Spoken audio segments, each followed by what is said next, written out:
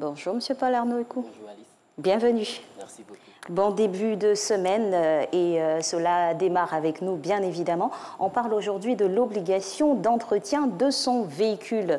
Et à cela, il y a un article que je cite ici. Tout conducteur de véhicule doit se tenir constamment en état et en position d'exécuter commodément et sans délai toutes les manœuvres qui lui incombent. Aucune restriction ou gêne, notamment à ses possibilités de mouvement et à son champ de vision, ne doit entraver les dites manœuvres en raison du nombre ou de la position des passagers, des objets transportés ou de la position d'objets non transportés sur les vitres. Et donc, c'est le décret numéro 2016-864 portant réglementation des voies ouvertes à la circulation publique. Qu'est-ce à dire pour le commentaire de décryptage? Vous avez lu là une des dispositions fondamentales du Code de la route. C'est l'obligation pour le conducteur d'avoir la maîtrise de son outil de travail, en quelque sorte, de son véhicule. Et cette obligation de maîtrise-là lui impose de connaître parfaitement sa voiture, l'outil mécanique qu'il utilise, et surtout de pouvoir installer commodément les passagers, les choses, les objets qu'il met à l'intérieur de sa voiture pour ne pas gêner ses manœuvres. Et pour ne pas gêner ses manœuvres aussi, il doit pouvoir entretenir de façon, j'allais dire, tout à fait conformément à la législation, conformément à la loi que vous avez lue, il doit pouvoir entretenir sa voiture régulièrement. D'accord. On est là sur le sujet de l'entretien. Vous avez dit quelque chose qui est très important, à savoir comment bien ranger ça et là les choses dans son véhicule pour pas que ça gêne. Pourtant, tout de suite, ce qui nous vient à l'esprit, c'est tout ce qui se passe sur les routes avec des embarquements assez cocasses d'objets dans les véhicules qui obstruent véritablement même la vision. Donc, c'est des infractions, c'est des délits. Tout à fait vrai. Au-delà de l'objet même qu'on va mettre dans la voiture, on va constater qu'il y a beaucoup d'appositions sur les vitres. On va voir des dessins qu'on fait sur les vitres, ou soit, bon, des fois, magnifier quelques personnalités du pays, mais très souvent, c'est fait au mépris de la réglementation de la sécurité routière. On va apposer aussi des transparents pour... Là où on cherche à contrer l'effet de soleil, on va apposer des larges bandes noircies de transparents. Et tous ces éléments-là, bien évidemment, sont interdits, je vous le dis ainsi, parce que ça aggrave un peu les conditions de circulation. Et on va y revenir. Et les passagers qu'on va installer, les surcharges des passagers, non seulement pour la sécurité des passagers, mais tout ce qui va être lié à empêcher le conducteur de pouvoir exécuter ses manœuvres sont interdits, sont réglementés et interdits par le Code de la route. Et vous allez nous donner dans quelques instants les amendes ou autres sanctions qui sont apposées. Alors, savoir entretenir son véhicule, est-ce qu'une obligation légale en tant que telle? On va dire oui, même s'il faut nuancer un peu le propos, vous l'avez lu tout à l'heure. On dit tout conducteur a cette obligation-là de pouvoir exercer commodément ses manœuvres. Donc on va dire oui. Sauf qu'on n'attend pas de nous d'être des experts automobiles, d'être des mécaniciens aguerris, mais il y a une série de vérifications internes, vérifications externes qu'on est censé savoir faire. On est censé savoir identifier, on est censé savoir comment réagir lorsque ces événements vont se produire. Et je le dis parce que ces vérifications-là sont censées être enseignées à l'auto-école pour pouvoir entretenir sa voiture, pour pouvoir comprendre comment sa voiture fonctionne. Il y a des préliminaires, des éléments de base mécanique que tout conducteur doit connaître. Et c'est à partir de cela que l'obligation légale pèse sur chaque conducteur, chaque automobiliste, de pouvoir entretenir correctement sa voiture. Alors, vous avez bien illustré au travers d'un terme bien précis, censé savoir, donc même au conditionnel. Est-ce que, de votre point de vue, vous pensez que tout le monde est à même de pouvoir faire les vérifications d'idoine pour son véhicule et l'entretien qui y découle? Je vais encore dire en principe oui, comme on le dit dans l'adage, qui va le loin ménage sa monture. Donc votre voiture, votre monture, vous devez savoir... Bon, la monture encore, elle était là et puis bon, il faut juste la peigner, la laver encore et puis la chevaucher. Déjà, commencer par la laver, c'est le début de l'entretien parce qu'en lavant votre voiture, vous allez découvrir quelques dysfonctionnements, quelques défaillances. Donc, il faut déjà prendre soin de ne pas laisser la voiture entre les mains du laveur, mais de savoir pourquoi, comment il lave. Ça commence par là, ça commence par ménager sa monture. Donc, tout le monde doit pouvoir comprendre ces éléments d'entretien obligatoires là. Et comme je le dis, tout le monde, parce que, je le répète, c'est en principe enseigné à l'auto-école. C'est des vérifications simples. Et c'est des contrôles visuels qu'on demande à tout le monde. Quand votre face n'allume pas, vous devez savoir que votre face n'allume pas. Donc pour savoir que votre face s'allume, il faut vraiment s'intéresser à ce que les phares vont s'allumer. Quand vous tenez le volant, que vous sentez qu'il y a un jeu, Vous devez savoir que ce n'est pas normal. Donc tout le monde, sur ce principe-là, tout le monde est censé connaître les règles de base de l'entretien mécanique. Et puis, bien évidemment, tout le monde doit connaître par cœur, j'allais dire, les indicateurs lumineux qui vont s'allumer. Quand un indicateur s'allume et qu'en fonction de la couleur, vous devez savoir interpréter et prendre la résolution qu'il faut. Quand si le tableau de bord, votre indicateur de témoin d'huile de moteur s'allume, vous devez tout de suite comprendre ce que ça veut dire et prendre les initiatives qu'il faut en ce sens. Dans ce sens-là qu'on dit que tout le monde, tout automobiliste est censé connaître ces éléments d'entretien obligatoires. C'est clair qu'à l'usage, finalement, les propriétés, les conducteurs commencent à connaître de plus en plus leur véhicule, même au bruit du moteur qui résonne. Mais aujourd'hui, quels sont les entretiens les plus courants sur lesquels on doit vraiment porter une attention accrue? D'accord. Comme je dis, on ne veut pas qu'on soit des mécaniciens aguerris, mais il y a des éléments qui sont des éléments qui se détectent au simple contrôle visuel. C'est ces éléments-là qui pèsent sur les automobilistes. Au regard visuel, vous devez savoir qu'est-ce qui ne va pas dans la voiture. Et ce regard visuel-là, il s'est fait soit tous les jours, avant de démarrer le véhicule. Le contrôle qu'on fait de façon, je l'ai dit, instinctive, c'est est-ce que la pression des pneus est adéquate, est-ce que les vitres sont assez propres, est-ce que les conditions d'aération dans la voiture sont suffisantes. Donc, c'est des éléments de contrôle visuel. Donc, pour mieux connaître ces éléments d'entretien courant, là, il faut peut-être s'habituer à la périodicité de ces éléments-là. Donc, avant de prendre la voiture, quel est le réflexe que j'ai? Et quand j'ai roulé pendant une certaine période ou une certaine distance, quel est le réflexe que j'ai? Et au fur et à mesure, on va s'habituer. Par exemple, tous les 1000 km, vous allez constater que tous les 1000 km, il y a des obligations de vérification. Vérifier les niveaux d'huile, vérifier les niveaux de fluide, vérifier les niveaux d'éclairage. C'est des éléments courants. Et tous les 10 000 km, on est habitué à ça. On va peut-être penser à faire la vidange. Mais en ce moment, ça va coïncider aussi avec le changement de certains filtres, de certains éléments. Donc, en fonction du type de voiture, en fonction de votre rythme de conduite et en fonction des indicateurs qui ont été donnés par le constructeur du véhicule, il y a des entretiens courants qu'il faut garder en mémoire et les faire en tenant compte de la périodicité, en tenant compte de notre capacité. Et bien évidemment, une fois par an, avant de faire le contrôle technique, il y a une révision générale qu'on va faire en rapport avec notre mécanicien, en rapport avec un expert, pour mieux comprendre. Ça va nous permettre d'anticiper les prochaines défaillances. Donc ça, il n'y a pas de logique en tant que telle, mais il y a quand même une habitude qu'on prend en fonction de l'entretien, en fonction du véhicule qu'on a. Alors finalement, l'habitude qui devient une seconde nature nous emmène à une vérification, vous direz, quotidienne qu'il faut avoir, ou comment vous situerez la périodicité pour pouvoir entretenir son véhicule? Il y a une habitude qu'on ne prend pas beaucoup chez nous, parce que bon, on a peut-être préféré conduire que de s'occuper de la voiture. Quand le constructeur vous vend une voiture neuve, il vous met la notice du véhicule. Il vous met aussi un carnet d'entretien dans le véhicule pour vous dire voici les périodicités. Et donc, en fonction du constructeur, en fonction de la voiture, vous devez savoir qu'il y a des périodicités à surveiller.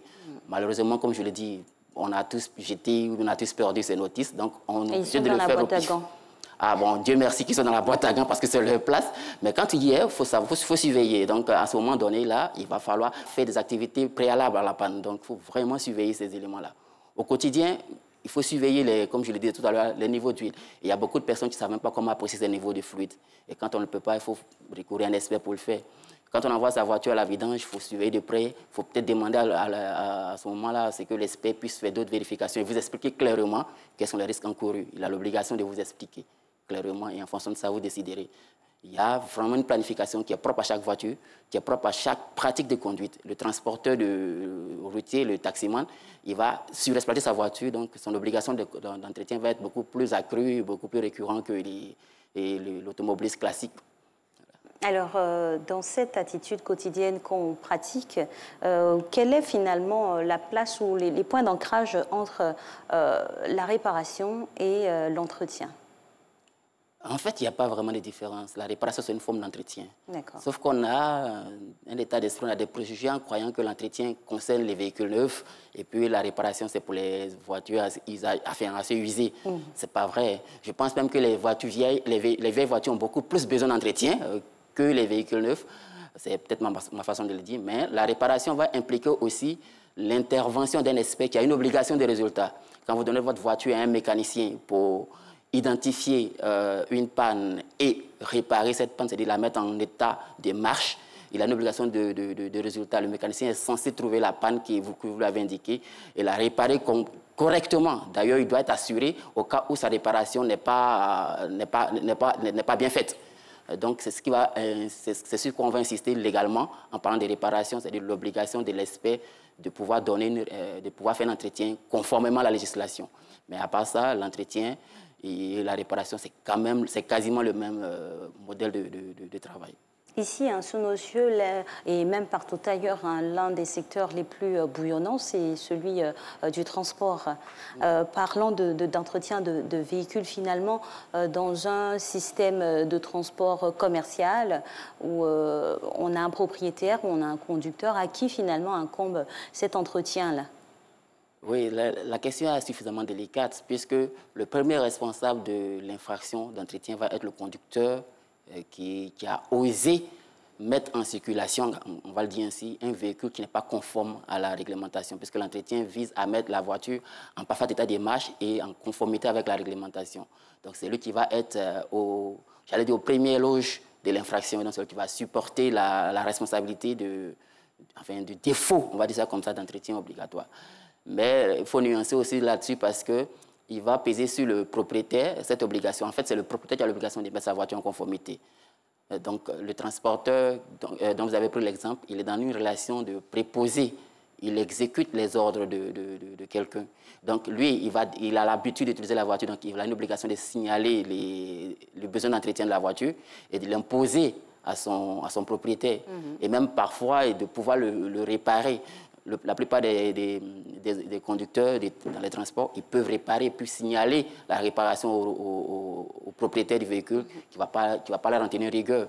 Mais dans certains cas, lorsqu'il y a un préposé, qu'il y a un commettant, le préposé, il est entièrement responsable. Le commettant, il va être sanctionné parce qu'il n'a pas été négligent. On a parlé de transporteur, mais c'est la même relation qui va exister entre un travailleur qui utilise un véhicule de service et son employeur. Le travailleur, il a l'obligation de surveiller l'entretien légal, enfin l'entretien obligatoire, et de le reporter à l'employeur qui va prendre toutes les dispositions pour mettre la voiture en parfait état de marche et en conformité de la loi. Et quand il ne le ferait pas, chacun va apprécier, chacun sera sanctionné par rapport à ce que la loi prévoit. Très bien. En tout cas, il n'y aura pas une sanction, on va dire, intrinsèque à un des protagonistes, mais on aura plutôt une sanction partagée. Non, on a pratiquement la même sanction, mais c'est plutôt le niveau de responsabilité qui va être partagé. Voilà. Est-ce que je roule avec des véhicules, je roule avec des pneus usagés, je vais être arrêté, je vais commettre une infraction là. La voiture va être mise en fourrière, je vais payer l'amende parce que j'ai commis la contravention. Maintenant, quand l'accident ou l'incident va se produire, celui qui avait l'obligation principale de mettre la voiture en état de marche va être le préposé, enfin le commettant, pardon. Et c'est celui-là qui va assumer toutes les responsabilités derrière. Donc moi, je me retourner contre lui pour lui dire « Ah, moi, je t'avais dit que mes roues n'étaient pas de bon état. Tu n'as pas pris les dispositions pour les changer. Tu m'as même contraint à rouler parce que je suis un simple conducteur. Tu supportes. » D'accord, mais dans cet état de fait et finalement dans cet échange entre employé et employeur, comment faire la preuve qu'on a remonté l'information qui n'a pas finalement été exécutée? C'est un secteur un peu informel, hein, pour ainsi dire. C'est vrai qu'il est réglementé à certains niveaux, mais dans d'autres cas, c'est de gré à gré. Je prends mon neveu, je prends une connaissance, mais ce n'est pas couché sur papier qu'il y a un contrat qui nous lie véritablement en tant que tel. Bon, le contrat, il n'est pas forcément écrit, il peut être verbal, donc dans la mesure où... À la bonne foi, la bonne foi. Exactement, la bonne foi. Mais je vais dire, dans la mesure où il sait qu'il m'a remis la voiture pour un travail, il est censé savoir qu'il m'a mis en contrat, comme je veux le dire. Donc là, au-delà de la bonne foi, il y a le respect de ses engagements qu'on prend, qu'il soit écrit ou verbal. Mais la question pour comprendre, c'est plutôt savoir comment identifier que le véhicule est bien entretenu. Parce que si le conducteur n'a pas cette expérience, s'il n'a pas fait l'effort de respecter, enfin de comprendre cette obligation d'entretien, il va passer devant plein de défauts qu'il ne pourra pas signaler. Ça va peut-être mettre l'employeur, ça va peut-être mettre le commettant mal à l'aise par rapport à la réalisation. Parce qu'il savait que la voiture a signalé, par exemple, sur le tableau de bord, des indicateurs ont signalé, il les a vus, il les a ignorés, ou bien n'a pas compris le sens. Il n'a pas permis au propriétaire de jouer son rôle de mise en conformité de ce véhicule. Bien évidemment, il va contribuer. Moi, je vais lui dire, ah, tu n'as pas été vigilant. Je n'ai même pas besoin de mettre ça par écrit. Tu es censé connaître, comme je l'ai dit depuis le début, tu es censé savoir que quand ça signale, il y a un problème, voici les dispositions à prendre. Soit tu les prends, soit tu m'invites à les prendre. Donc, ce jeu-là, il est important dans la relation entre le conducteur et le propriétaire du véhicule. Et ce jeu-là, il n'a pas besoin d'être écrit, puisque quand tu as ton permis de conduire, tu attestes que tu connais l'entretien obligatoire minimaliste quand même du véhicule. Et cela nous emmène à la réflexion que nous avons eue, je crois, la semaine dernière, ou il y a 2 semaines, sur le recyclage. Parce que c'est vrai que vous nous dites que quand on sort normalement de l'école de conduite, on a ces aptitudes-là en tant que telles. C'est vrai qu'il ne faut pas sectariser les choses, mais le plus souvent, ces activités d'entretien sont remarquées chez les hommes et pas forcément chez les femmes. Tout à fait. Peut-être parce que les femmes ont cru que c'est un métier d'homme. Je pense que ce n'est pas le cas. Non, on ne sait pas faire. Je vais le dire. C'est-à-dire que autant les femmes ont développé ce réflexe d'avoir dans leur sac à main des éléments pour s'entretenir au quotidien. Elles doivent pouvoir avoir dans leur véhicule des éléments pour entretenir leur voiture. C'est pareil. Je pense que les femmes ont beaucoup d'expertise en la matière. Comme j'ai dit la dernière fois, lorsqu'on parlait de le 8 mars, de la journée de la femme, les femmes sont beaucoup précautionneuses. Donc c'est une attitude assez profitable à l'entretien de la voiture. Elles sont assez précautionneuses. Dès qu'elle va sentir qu'il y a un petit cloche, elle va soit arrêter le véhicule et chercher à comprendre. La difficulté, c'est qu'elle ne va pas vouloir aller jusqu'à l'entretien, la réparation, mais au moins, elle sait que ça ne va pas et elle confie à un expert. Ça, c'est un élément à mettre en avant. Les hommes sont plus audacieux, ils vont se dire, ah, ça peut rouler, ça peut essayer, on va essayer de voir jusqu'à ce que ça s'aggrave. Il faut rappeler que dès qu'une voiture signale une anomalie, le véhicule t'invite à l'entretenir. C'est comme je dis, tu vas le loin mener sa voiture. Imaginez, on dit vous avez 400 chevaux, imaginez que vous avez vraiment 400 chevaux et dont l'un est malade. La réaction que vous devez avoir, ce n'est pas essaie, c'est de dire, ah ok, voilà, pour éviter que ça s'aggrave, voici les dispositions qu'il faut prendre. Et en la matière, les femmes sont mieux placées parce qu'elles vont réagir comme il faut réagir. Elle va arrêter le véhicule, elle va chercher à comprendre. Sauf qu'elle va se limiter à là, alors qu'elle peut aller plus loin. Il est possible pour une dame de changer une ampoule, il est possible pour une dame de changer un fusible, il est possible pour une dame de changer ses propres essuie-glaces, puisque ça s'enseigne aussi. Donc, ce n'est pas réservé à des hommes, c'est réservé à des femmes qui veulent vraiment mettre les voitures en conformité.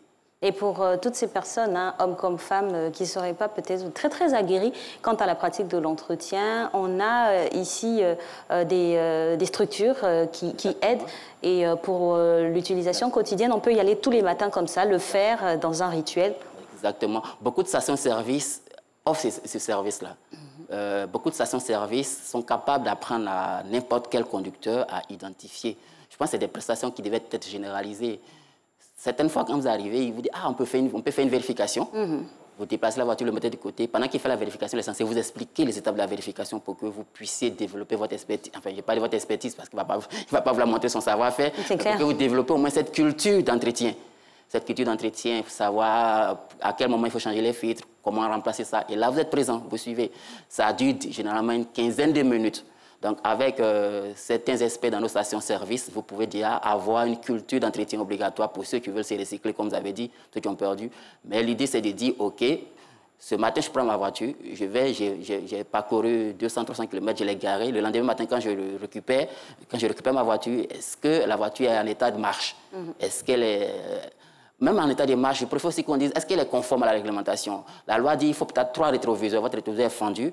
La loi dit qu'il faut que vous ayez suffisamment d'éléments de visibilité, votre vitrail est fendu. On n'a pas besoin de rouler avec ça, on n'a même pas besoin de vous rappeler, puisque ça va quelque part fausser votre visibilité. Donc chaque fois que vous avez l'impression que la voiture qu'on vous a remise quand elle était neuve, mais la voiture quand elle est sortie du constructeur quand elle était neuve, n'est pas celle que vous allez rouler, il y a un réflexe d'entretien qu'il faut mettre en œuvre. Et ça, à tout moment, il faut le faire. Et puis, comme je l'ai dit, il faut revenir sur les contrôles routiers. Il faut vraiment écouter sa voiture. J'ai roulé 10 000 km, je me dis, il y a quelque chose qui va se gâter forcément. Et je commence à rechercher, je commence à être attentif. Et ça, c'est permis à tout conducteur de le faire. Alors c'est très important, hein. Vous avez parlé de l'achat depuis l'obtention du véhicule quand il est neuf, Dieu merci. C'est vrai qu'il y a des véhicules d'occasion qui permettent à plusieurs personnes de pouvoir être mobiles. À cet instant-là, quand on fait la différenciation entre l'âge du véhicule, c'est qu'il faut vraiment être plus alerte en fonction de l'âge. Exactement. Plus la voiture prend de l'âge, plus il faut être alerte. Dans l'entretien, je me dis que la voiture, c'est un peu comme un jeu de Lego, un jeu de construction. Si on vous signale une défaillance, l'idéal serait de remplacer la pièce que de la retoucher, que de la remodeler. Puisque des fois, quand vous remplacez la pièce, vous prolongez la durée de vie de la pièce et de la voiture en conséquence. Donc, il faut développer ce réflexe de chercher à trouver la pièce d'origine ou la pièce qui s'adapte le mieux à la panne, à l'entretien à faire, que de vouloir la modeler, l'adapter, comme on le fait très souvent chez nous.